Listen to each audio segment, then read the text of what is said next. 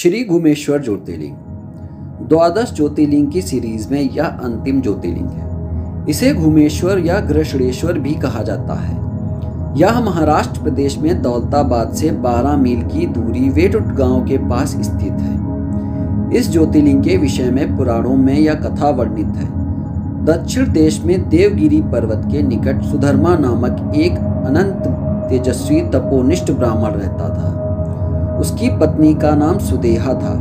दोनों में परस्पर बहुत प्रेम था। किसी प्रकार का कोई कष्ट उन्हें नहीं था, लेकिन उन्हें कोई संतान नहीं थी। ज्योतिष गणना से पता चला कि सुदेहा के गर्भ से संतान उत्पत्ति नहीं हो सकती। सुदेहा संतान की बहुत ही इच्छुक थी।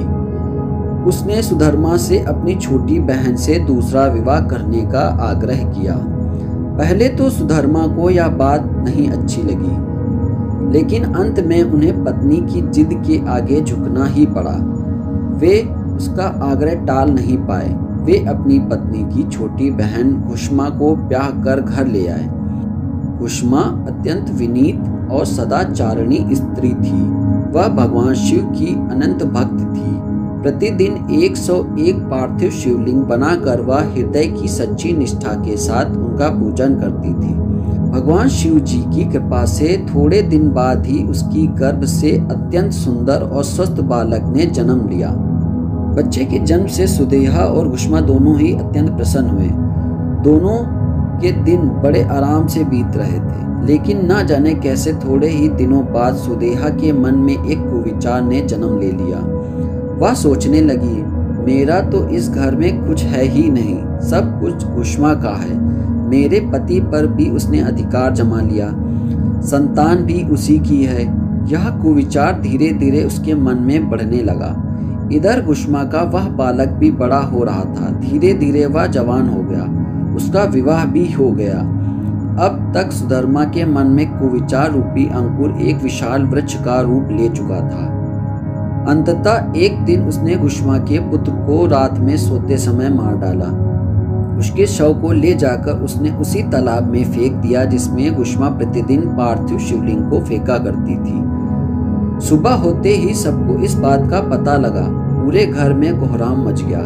सुधर्मा और उसकी पुत्र वधू दोनों सिर पीट पीट कर फूट कर रोने लगे, लेकिन कुष्मा नित्य की भांति भगवान शिव की आराधना में तल्लीन रही, जैसे ही कुछ हुआ ही न हो। पूजा समाप्त करने के बाद वह पार्थिव शिवलिंग को तालाब में छोड़ने के लिए चली गई। जब वह तालाब से लौटने लगी तो उसी समय उसका प्यारा लाल तालाब के भीतर से निकलकर आता हुआ दिखलाई पड़ा।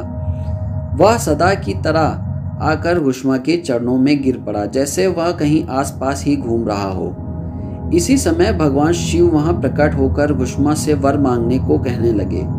वह सुदेहा की घिनौनी करतूत से अत्यंत क्रुद्ध उठे। अपने त्रिशूल द्वारा उसका गला काटने के उद्यत दिखलाई दे रहे थे। कुष्मा ने हाथ जोड़कर भगवान शिव से कहा, प्रभु, यदि आप मुझ पर प्रसन्न हैं तो मेरी उस अभागिन बहन को क्षमा कर दें। निश्चित ही उसने अत्यंत जघन्य पाप किया है, किंतु आपकी दया से मुझे मेरा पुत्र वापस मिल गया। अब आप उसे क्षमा कर दें। और प्रभु, मेरी एक और प्रार्थना, लोक कल्याण के लिए आप इस स्थान पर सर्वदा के लिए निवास करें। भगवान शिव ने उसकी ये दोनों बातें स्वीकार कर ली। ज्योतिर्लिंग के रूप में प्रकट होकर वह वहां निवास करने लगे। सती शिव भक्त कुष्मा के आराध्य होने के कारण वे वहां घुश्मेश्वर महादेव के नाम से विख्यात हुए। घुश्मेश्वर ज्योतिर्लिंग की महिमा पुराणों में बहुत ही विस्तार से वर्णित की गई है। इनका दर्शन लोक परलोक दोनों के लिए अमोघ फलदायी है।